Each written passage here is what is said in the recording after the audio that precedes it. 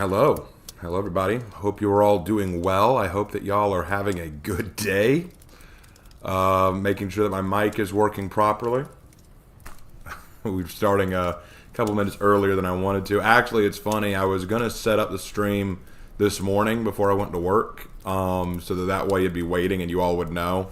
But I overslept and I had to go to work without setting this up, so I was I'm a little sorry about that. Kind of sucks. But anyway, welcome. If we get a lot of people in to watch this, great. If we don't, that's fine too. They can watch it later. So, what are we doing here? Well, as you guys know, I keep up with the Rainbow Six stuff because I was a fan of Rainbow Six for a while. There are lots of characters in it that I think are really well done and a lot of really cool ideas behind it. But, I'm going to be real with you. I think it's gone downhill recently. That's why I created Rainbow Six Cringe as a series to talk about how it's gone downhill, how it's gotten bad. And after seeing what I have for this upcoming season, all I can say is Rainbow Six Siege is dead. Like, that it's dead. There is no way they can come back from this. There is no way that they can come back from this. Not only from a lore perspective, but from a gameplay perspective. You can't. You have jumped off the proverbial cliff. You have dived down to the bottom of the Mariana Trench with cinder blocks around your feet. I kid you not when I say that what Rainbow Six Siege has done is not only laughable in terms of lore writing, disrespectful in terms of character writing, in terms of continuity for that matter, but also just so jumping the shark. All right, so let's not waste any time. I've given enough preamble. If you're here, you're here. Let's get into it. So, to get things started, first and foremost, let me do this real fast. I'm going to grab my headphones so that way there's no echo, or at least there will be less of an echo.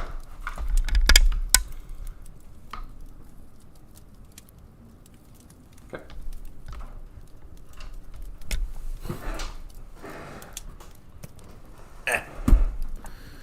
All right.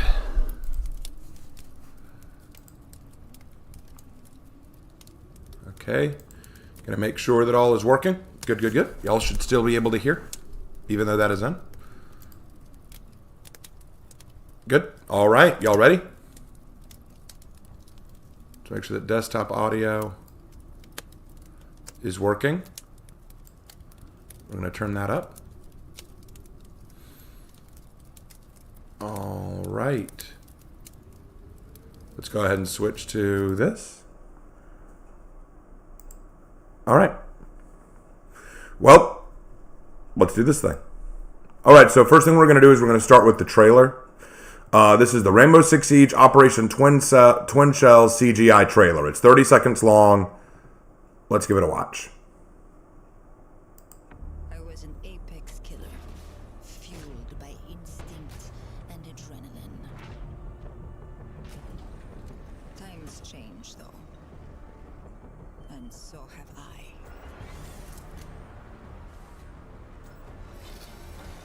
Now I'm twice as dangerous. There you go. Now you've seen it. Now you've seen it. Y'all were able to hear that, right? It was audible for you guys. Y'all could hear all that. Okay. Meet Skopos, the new operator coming to Rainbow Six Siege. Let's take a look at the obvious. All right. So I'm actually, hold on, let me adjust this. I'm going to let y'all see the screen more clearly. Let's go to screen capture. All right. Let's take a look at this more close up. All right. So let's take a look at this. This is Skopos. Do you notice anything interesting about Skopos? Do you notice anything that would possibly stand out? Many of you probably pointed out the wheelchair, and yes, that is probably the first big thing that jumped out. You know, it's become kind of a meme in the gaming community that development companies are trying to push wheelchair-bound or physically disabled individuals onto the gaming sphere. Now, I want to set the record straight. I have no problem with putting wheelchair-bound characters in games. Heck, in Sly Cooper 3, Bentley is in a wheelchair, and he's one of my favorite characters in the damn game. They made it work. This is supposed to be, I will put emphasis on supposed to be, a more down-to-earth counter-terrorism organization. Now, I say supposed to be because, let's face it, a lot of the gadgets we've seen in-game defy reality. Okay, let's be real. A lot of the technology we see in-game is just not realistic. Okay, that's fine. But we have still added an operator who is wheelchair-bound. And I have been asked now by several people, do I think that's a good idea? Should a wheelchair-bound operator be in the military? My answer to that is simple. No. Do I think a person in a wheelchair could be an analyst? Yes. Do I think a person in a wheelchair could be an important part of the military operational force? Yes. Do I think that they should see combat? No. They should not. Now, the second thing you may have noticed, are two robots.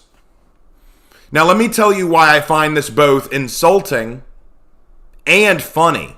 Let me tell you why I find this both insulting and funny. Number one, here's why it's insulting. You sit here and you say, hey, look at this, guys. We're inclusive. We've added a wheelchair operator. Isn't that so inclusive? You have. Congratulations. She's not in the game. See, she isn't the one moving around and shooting people. She isn't the one entering the stage. She isn't the one taking heads and claiming names. No, her robots are. Yeah, but Raven, she controls the robots. Yeah, so? She's still not operating. She's still not operating. She might... You know what this is? You know what this is? Quite literally, you know what this is? This is us playing a video game of a woman playing a video game. I'm not even kidding. That's what this is. This is video gameception. If you pick her as your operator to play as, you are a video gamer playing a video gamer playing a video game. Because she's on her PC, on her wheelchair, playing as these robot characters in her own video game. She's in no danger. She is at no risk. She's not going to get headshot. Her robots are. And we haven't even gotten into the practical aspect of this. We haven't even gotten into the practical aspect. Like, for example, let's say that she uses her robots in the field. That's a lot of tech. How are you going to pay to fix that each and every time? You better be paying thousands upon thousands of dollars just to repair these shitters every time. And what happens when the robots don't work? What happens when there's a glitch? What happens when there's what happens when there's a virus lockout? Like, y'all haven't even stopped to recognize the impracticality of this. Do you want to know why we don't use robots like this in war very often? Not because they're not useful, it's because they're unreliable. Now, here's why it's funny. Let me tell you why it's funny to me.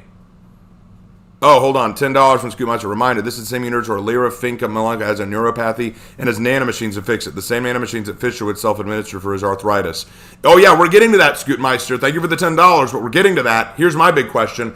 This woman is apparently so technologically gifted, so brilliant, that she can literally build robots that will move, crouch, shoot, and behave just like a real operator. I mean, look at this. Look at the way this guy moves. Watch this. Like legit, watch this from the beginning. Watch this. Watch the way her robots move. And so have I.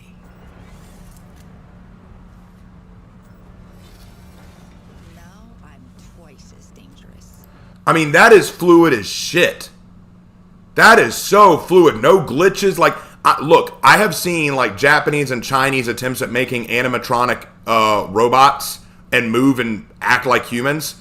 They don't move that smoothly. This is next level robots. So you're able to build this shit, but you can't fix your shattered spine? You're not able to build for yourself a mech suit that you could walk in? I mean, hell, Fallout 4 fixed this problem when we met that girl with the Brotherhood of Steel who also is paralyzed, but she fixes this by walking around in a freaking power suit.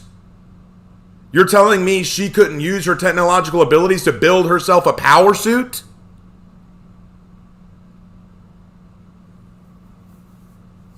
Oh, poor innocent Raven, you have no clue how expensive a modern military is. No, I do know how expensive a military is. That's why I'm saying this is ridiculous. That's why I'm saying that the robot thing is ridiculous. It takes a bunch of money to fix these things time and time again just for training exercises. It's ridiculous. But yeah, think about this. Think about this. If she can build these robots, why doesn't she build herself a mech suit? Let her be back on the field again. You don't need to build robots when you could build yourself a mech suit. And before you say, oh, come on, don't go into science fiction, we're looking at two robots here.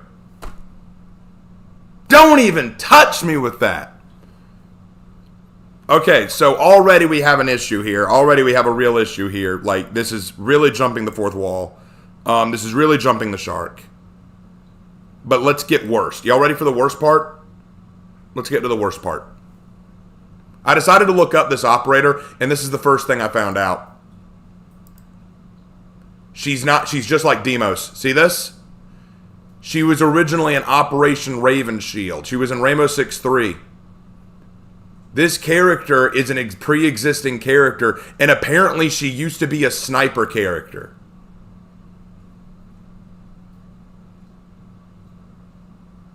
Apparently this girl used to be an operator with Rainbow and was a sniper.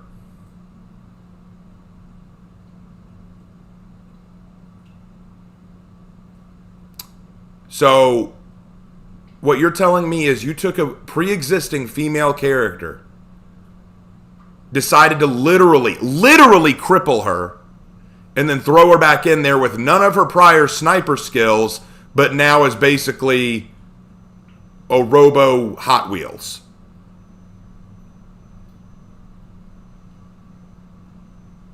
I was actually stunned. And here's the funniest part. Look at this. We're going to zoom in on this face. Take a look at that pretty face. It's not great, obviously, rendering. It's an older game. So, but I can tell, yeah, that's a woman, or at least a very young boy. That's a woman. Let's take a look at this. Dear God. What did they do to you?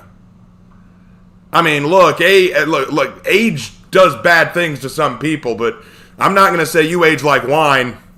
It might be too disrespectful to say you age like milk. I don't even know what to say about that. But anyway, you know what? That doesn't matter. Let's get into let's discuss her lore. Y'all ready? Y'all want to go into her lore? Let's go into her lore. All right. Start with biography. We always start with biography, guys, so let's do this. Biography. Here's my quote. Don't waste my fucking time. Poetry. That is sweet poetry. I hear that kind of dialogue and I think clearly this was written by 13-year-olds who think they sound edgy. You know what? People send me their stuff all the time. My Discord is loaded with people saying, hey, Raven, would you read my story? Raven, would you read this? Raven, would you give your thoughts on this? Raven, would you give it? And I can usually tell the experience and age of the people I read by how they write dialogue. Sometimes I'm surprised.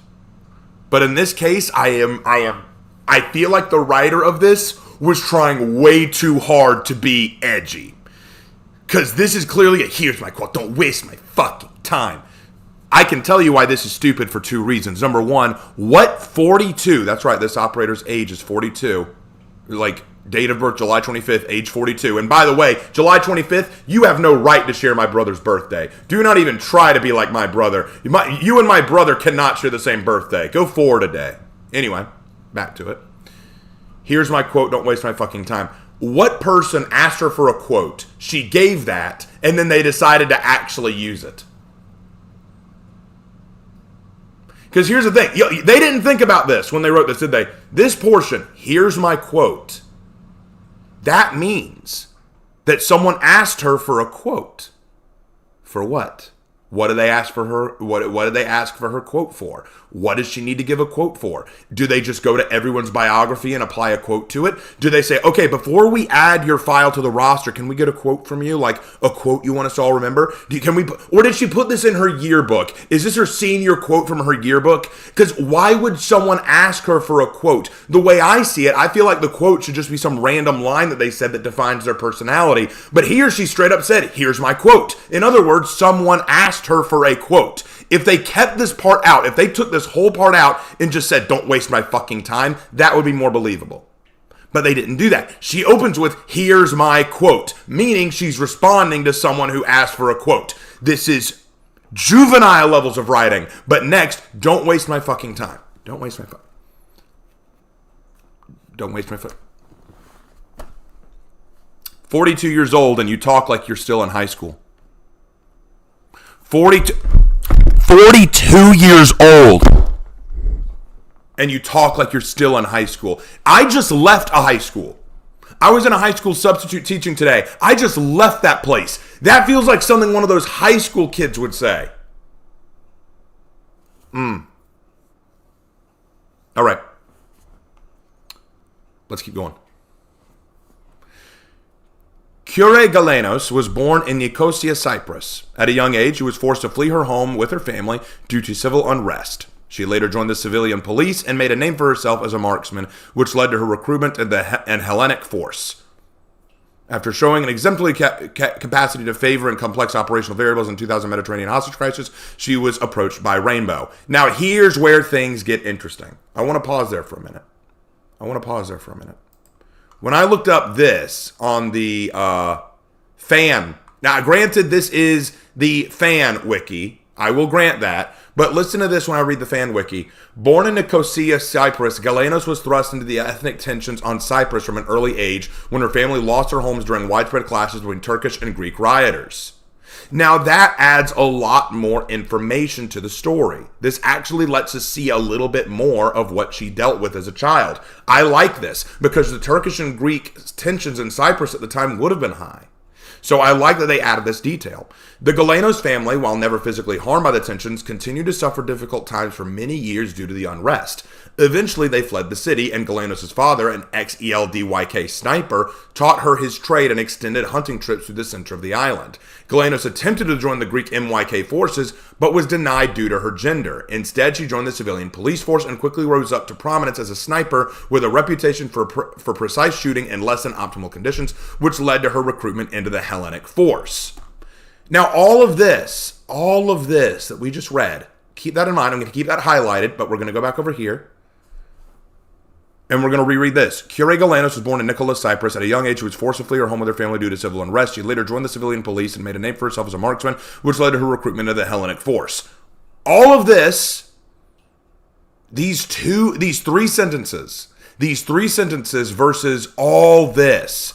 Do you see the difference? Yes, I know it's fan-made versus not fan-made, but I like this more because it gives us more context into why she became a sniper, what her family was dealing with, what her family ran from, the difficulties she faced. See, this bit right here, Galenos intended to join the Greek MYK forces, but was denied due to her gender. Instead, she joined the civilian police force and quickly rose to prominence as a sniper with a reputation for precise shooting in less than optimal conditions.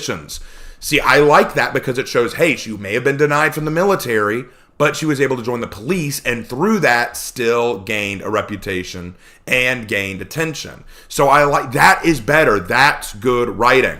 But you know what else? It's also the writing from her original lore because get this. No, I'm not kidding. Yesterday, when I was doing my research, all of this stuff down here was not added. All of that was not added. It was added later. It was added later because this was all that was here. All this.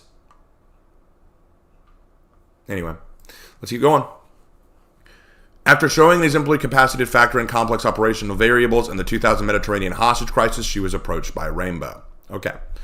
Galenos served with Rainbow for 11 years under Daniel Bogart, participating in the Rogue Spear and Raven Shield campaigns. After Redacted, Galenos shifted her career, studying mechanical engineering at NTUA and undergoing BDR training to operate ordnance diffusal drones. Now, let's take a look at this. This part in particular. After Redacted, we don't know what Redacted is, but we'll come back to that. Galenos shifted her career, studying mechanical engineering at NTUA and undergoing BDR training to operate ordnance diffusal drones. What this is, ladies and gentlemen, what this is a quick attempt to explain why we have a sniper, a gifted sniper who was taught how to shoot thanks to her father, and how that turned her into Robot Lady. Now, Redacted is supposed to be the operation where she got injured and lost her ability to walk. That's my assumption. I'd like to know more about that operation. I'd like to know what happened. I'd like to know what she faced, but we'll leave that alone. Galenos first deployed her shells in Operation Daedalus. The successful mission confirmed their unparalleled potential and caught the attention of Aurelia Arnott and the Global Security Alliance Council, GSAC, for Galenos' reintegration into Rainbow. So, her explanation as to why she went from Sniper Lady to Robot Lady is this.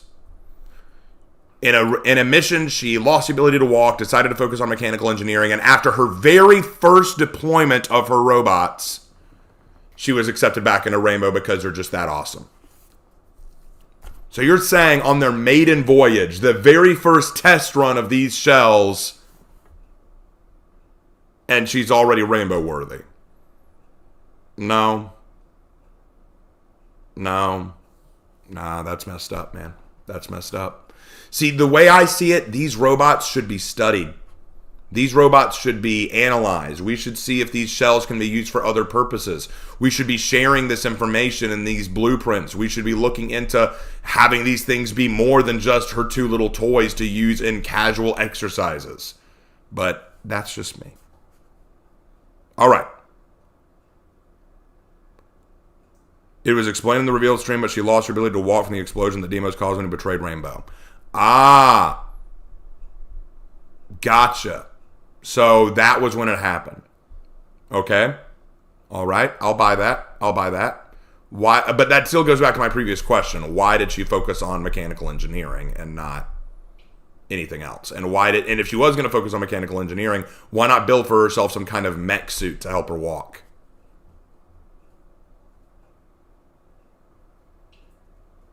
Anyway, now, let's take a look at the psychological report, my favorite. All right. The reception to Specialist Cure Skopos Galena's return has been mixed. Some are in awe at the very mention of her name. Others are wary of her former proximity to Deimos and Nighthaven. There are also whispers about the wheelchair. Yeah, that's kind of, yeah. I will admit I too was skeptic. Oh, you don't say. Despite her endorsement by the council, it was my task as Cap to confirm her field readiness. Setting aside her legendary status among the ranks of Rainbow and the nature of her separation from the immediate dangers of the battlefield through her shells, any number of psychological and physiological issues could have impacted her performance. Really? Okay. I found a quote about Galenos in Rainbow's archives. Quote, "Her piercing gaze does more damage than her bullets." I repeat what I said earlier. 13-year-olds wrote this. Her piercing gaze does more damage than her bullets. Okay, sure. Nothing has changed. Although she understood the reasoning behind my questions, it felt like she had taken ownership of the interview by its conclusion. She produced journals cataloging all 9 operations she underwent and the rehabilitation periods that followed each. From the moment she received confirmation that her C5 vertebra could tolerate high-intensity training, she dedicated herself to returning to active duty, though it didn't sway the critics. Galenos told me that she's gotten used to the scrutiny and that GSAC and Aurelia Arnott were especially demanding in their assessment. Their initial recommendation has been that she stick to lab work and engineering, but after a brief closed-door session, she was given a full endorsement to return to active duty. This is a lie. I'm going to say that right now. This bit right here is a lie. It says here she was given full endorsement to return to active duty. Well, I've got news for you. She's not in active duty. She is not in active duty. She is operating behind a desk. She is controlling robots on the field. She is not in the field. She is not a field agent. She could do this from her desk. She could do this from her bed.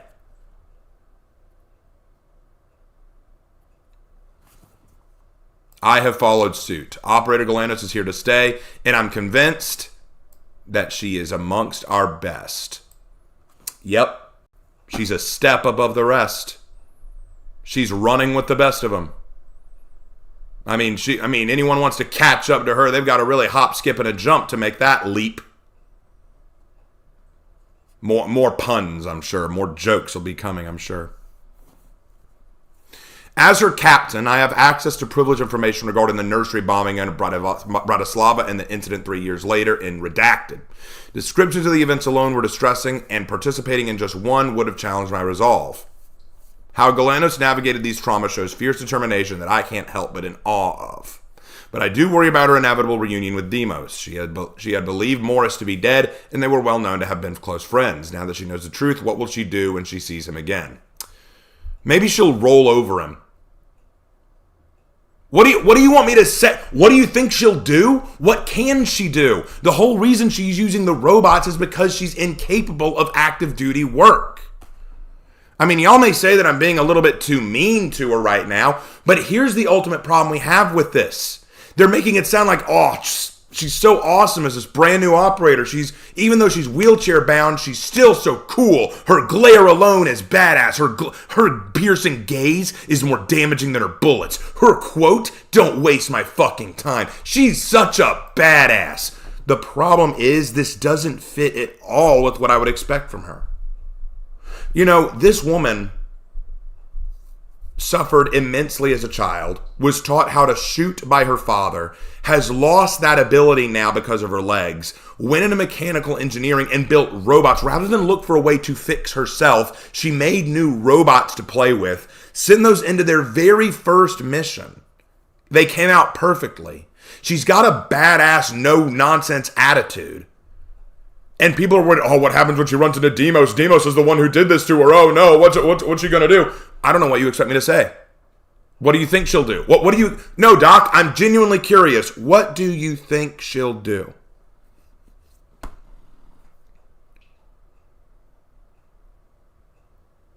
That's actually a legit question. Doc, what are you afraid Galenos is going to do? She rolls in, looks at Demos. Oh, no. What's she going to do? Nothing. It's not like she can shoot him. She won't have a gun on her when they meet. Will she bring her robots to do the dirty work for him? I find this hilarious because they're making it sound like she's the badass. It's the robots doing the work. Like I said at the very beginning of the stream, if you pick to play her in Rainbow Six, you are a video gamer playing a video gamer.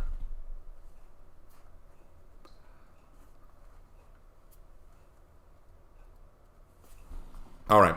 Well, let's watch the Operation Gameplay Gadget and Starter Tips because there's more to talk about with this. We're not done. Let's go.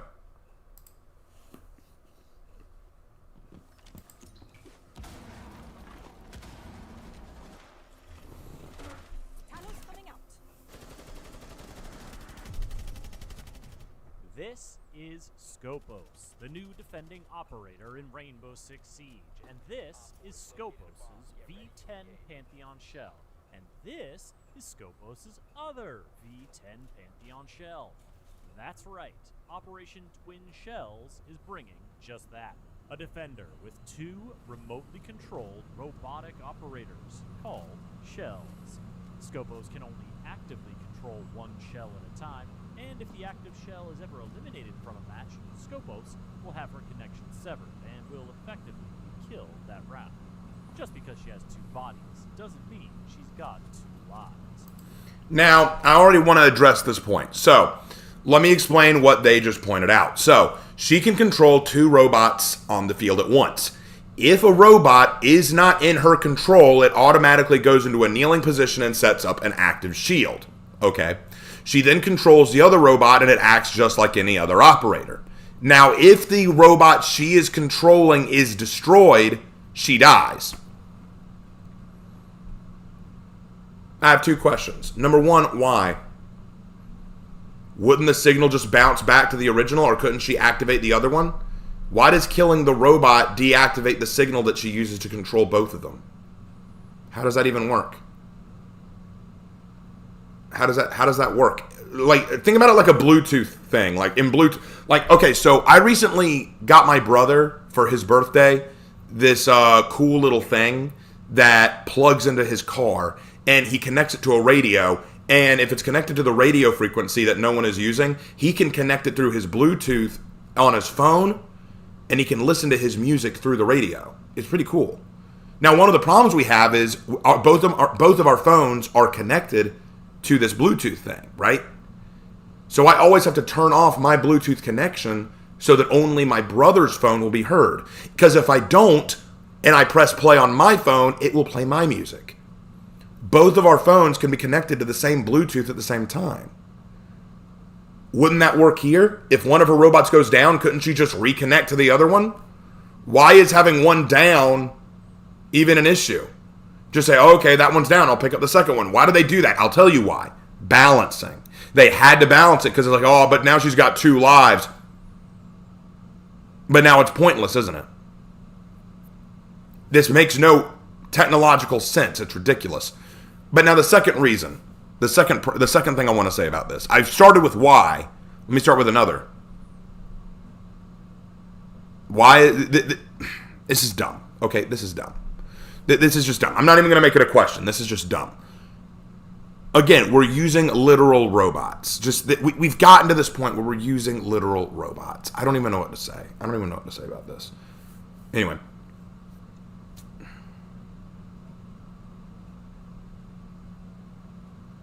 It's mind-boggling. All right, let's keep going. But the active shell can do anything an operator can. Move, shoot, use secondary gadgets. And while one shell is active, the other assumes a crouched position and deploys a bulletproof barrier that acts almost exactly like a deployable shield. This means that while the barrier is bulletproof, it's not explosion-proof. So, well-placed ash charge, Flores drone, or frag grenade to destroy it and clear the way for attackers to eliminate the shell itself. The inactive shell also features a camera that Skopos and her allies can utilize. When Skopos uses the inactive shell's camera, she can switch shells, provided the shell she's currently controlling has room to deploy its barrier. This allows Skopos to effectively teleport between 2 locations, making her one of the most mobile operators Siege has ever seen. So just to give you guys an understanding of what just happened there, essentially what she's doing is she can now be in 2 places almost simultaneously. She can set up a robot on one side of the map and then switch to the other one almost immediately on the next side of the map. But, whatever. The twin shells are 2-speed, 2-health operators, and, as a general rule, the active shell acts as an operator, while the inactive shell acts as a gadget. So, while eliminating the active shell will take out Skopos for the round, destroying the idle shell just means she'll be gadgetless. Now, both shells are electronic, but the active shell does have some defenses that keep it from showing up on IQ's scanner and protect it from being disabled by an EMP. The shells are also mechanical. I want y'all to hear that again. I actually want to play that one more time because I want you to wrap your brain around that. I want you to wrap your brain around what he just said. Listen very carefully. Listen very carefully. Idle shell just means she'll be gadgetless. Now, both shells are electronic, but the active shell does have some defenses that keep it from showing up on IQ's scanner and protect it from being disabled by an EMP. And he doesn't explain anything more than that. He doesn't explain anything more than that. There is no further explanation given for this. He says, while both shells are electronics, the active shell has defenses up that protect it from IQ scanners or EMPs. What defenses? How does that remotely make sense? How does that make a lick of sense? If it's an electronic gadget, EMPs should neutralize it. If it's an electronic thing, IQ should pick. As IQ says herself, if it runs on batteries, I'll see it. Why? Why? And they don't explain. They don't explain why. They just say that it has defenses. What defenses? I want to know. What defenses? Let's keep moving. The shells are also mechanical, which means they can't be healed by Doc or Thunderbird, nor can they wear Rook's vests. But they also don't have lungs, so they're immune to smoke's toxic phase and Fenrir's noxious effects. Countering Skopos is all about severing her connection to her inactive shell.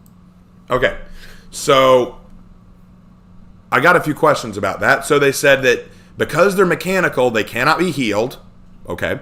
They can't put on Doc's armor plate. Okay. But they're also immune to gas. All right, cool. Are they immune to flashbangs? Because a flashbang shouldn't affect them. She uses a camera to look through it, and cameras and flashbangs don't work on cameras. And the concussion shouldn't affect them either because they don't have any body fluid that would be affected by the concussive blast.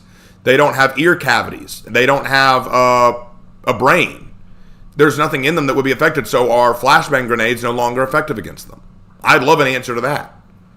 So sure, they can't be healed, but they also are immune to gas, and they're immune to flashbangs.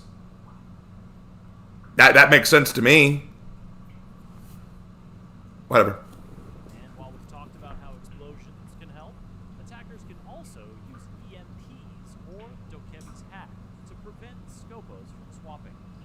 Brava's drone can overheat and destroy the idle ship, although Skopos will be alerted to the overload in progress and have time to swap shells to cancel the effect.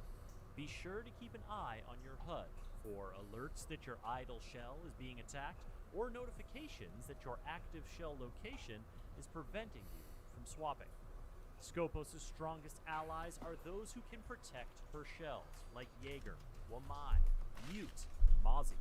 But make no mistake, Skopos is plenty dangerous on her own, bringing the new PCX assault rifle to the battlefield, as well as a P229 sidearm. Her secondary gadgets are shared between her two shells, with the option to bring along either impact grenades to open up roaming routes, or proximity alarms, which can give you advanced warning that your idle shell is in danger. Operation Twin Shells is also... All right, so let's stop there and just discuss all that we just talked about. I'm sorry, flashbangs don't work on cameras. Please elaborate. So... First of all, this is a robot that we're talking about. Flashbangs work on 2 points. First, the flash, and then second, the bang. What makes them so disorienting is not just the flash, which can blind you, but also the disorienting bang that happens, which can hurt your ears for one thing and cause the concussive force, which can move the fluids in your body and mess with the fluids in your brain. This robot has none of those things. It operates purely on camera, and it also operates without any bodily fluid or brain or ear cavities, which means that half of what the flashbang can do, the bang, should have no impact on it. The flash, yes, might be able to stun the viewer for a moment or two, but because their eyes were not there and they were looking through a camera, it would be no different if the camera just suddenly went white for a minute and then faded away. See, what makes a flashbang effective on your eyes is the tinnitus. It is the flash in your eyes, like, ah! And then you're blinded and your ears are ringing. All that stuff combined is what makes a flashbang effective. But imagine, think about it like this. Let's say you're watching a YouTube video and suddenly you get flash. It's just a white light. Your eyes would adjust to it very quickly because you're watching a screen.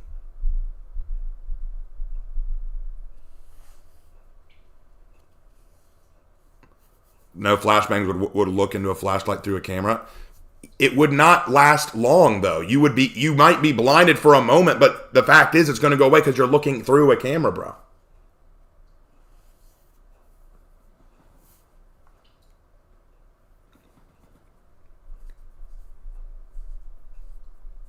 Anyway, let's keep moving. So bringing a few other operator updates. Solis is seeing the largest rework with changes to her Spec IO sensor. To start, only the center of the screen will detect gadgets, and the gadget type will be hidden. But she has a new activated ability called Overclock that will refill the sensor's energy gauge and identify detected gadgets across the whole sensor screen. While being identified with Overclock, enemy observation tools in Solis' detection range will show a warning on screen that will be visible to the players using those tools. Finally, her Spec IO scan will now last longer and can be accessed with only 25% available energy. Nook is getting a buff to her... So, essentially what they said there was that Stolas is getting a nerf. Stealth capabilities. From now on, her gadget's energy consumption won't be time-based. I mean, it wouldn't be that bad. It would certainly not be pleasant. Well, yeah, it wouldn't be pleasant, but it wouldn't be debilitating. Think of it this way. If I'm watching a YouTube video and suddenly it flashes white at me, here's what I go, ah! And then I look right back at it and everything's fine. Yeah, I'd literally be like, that was bright. Well, back at it. Unlike a flashbang in real life where you're flashed, your ears are ringing like, shit. No. But rather, action-based, meaning that as long as you're not moving, you won't consume any energy, and you'll be hidden from cameras as long as you like. Dokebi will now start rounds with 0 charges for her logic bomb hack, and will gain 1 every 45 seconds, up to a maximum of 2 per round. Drones are also getting a universal... I want to stop there and just tell you why that infuriates me. They nerfed Dokebi. They nerfed my girl Dokebi. So Dokebi's gadget was that she could hack phones and ring them twice per round, and thus give away their location through audio cue and prevent them from looking on cameras. It was a cool ability. They've now made it that she can't do it anytime she wants to. It has to charge up. Every 45 seconds she gets a charge. I'm going to repeat that. Every 45 seconds she gets a charge. And I wouldn't mind that, except she only gets 2.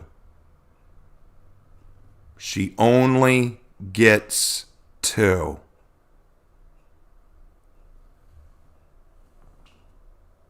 And I'll tell you why. Atla just said it. Because her power would be a hard counter to the new girl, to Skopos. Because her Dokebi ability would actually prevent her from being able to move around as much. It would prevent her robot from being able to switch. So they're saying, we better nerf her so that Skopos can actually be a bit stronger. They ruined my best girl. They ruined my favorite operator so that Wheelchair Girl could be better. Wow.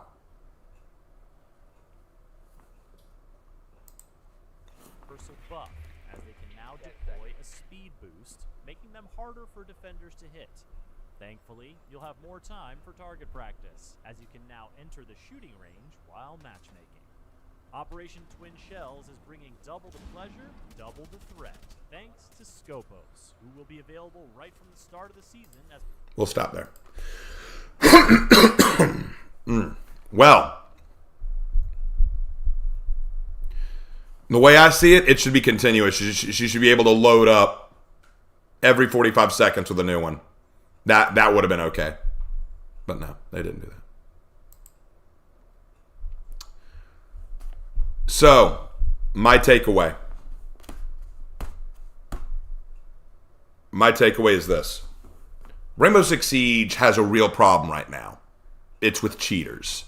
The game has been suffering with a lot of cheaters lately who have been making it almost impossible to play fair matchmaking because so many people enter using cheats. If you look up cheats Rainbow, it will give you videos of people dealing with cheaters, blatantly showing cheating themselves, and the Rainbow Six team has done nothing to fix it. They've said, we're trying to do this, we're trying to do that, but nothing has changed, and the cheating has become ridiculous. With this new season, they're not addressing any of the cheating. They're just giving us a brand new operator with a brand new gadget, which you know the cheaters are going to exploit even more. They gives her the ability to be practically in 2 places at once. You've nerfed one of the better characters in the game, Dokebi. You've nerfed Solus to the point she's unusable. You've given Nock a buff that just makes her still better attacking Vigil. Why can't you give Vigil the same thing Nock has? They're basically the same character, only Vigil's much worse. And you've given drones a speed boost.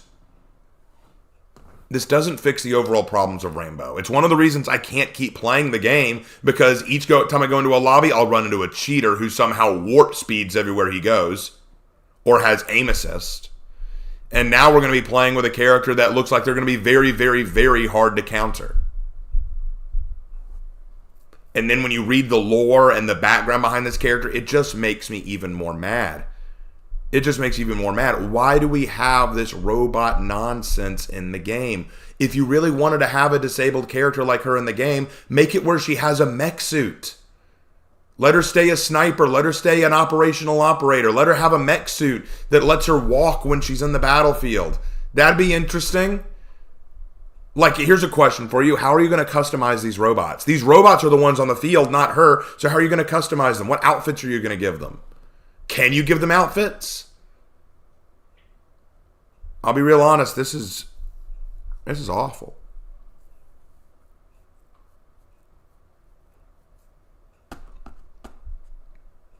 They did address the cheating in the reveal stream, but I forgot what they said. Well, I hope they have a plan. But yeah, that is that's awful. This whole season does not impress me. There's a reason I uninstalled the game, and I see no reason to reinstall it unless y'all really want me to go back to judging each individual operator's lore. Like, I tried to go back to it, I really did, but there were so many really rough rounds where I just ran into cheater after cheater after cheater, or ran into these really rough lobbies. I don't really have any desire. I don't. But that's all I have to say about that. Stay tuned later, guys. In about 3 hours, I'll be back on to do a Dead by Daylight stream because Castlevania is coming out today, and I can't wait to do it with you guys. It's going to be awesome. Anyway, thank you guys for watching. This was painful. All right, I will see you guys in my next video. Take care.